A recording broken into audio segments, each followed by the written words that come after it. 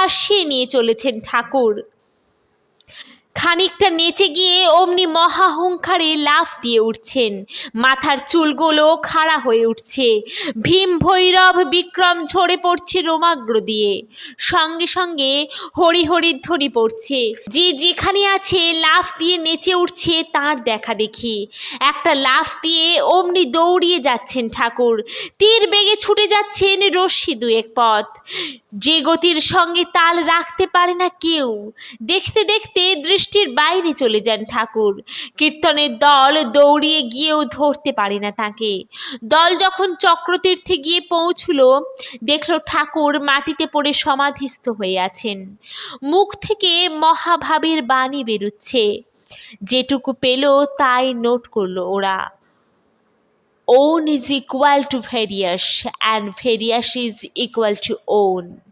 সমাধি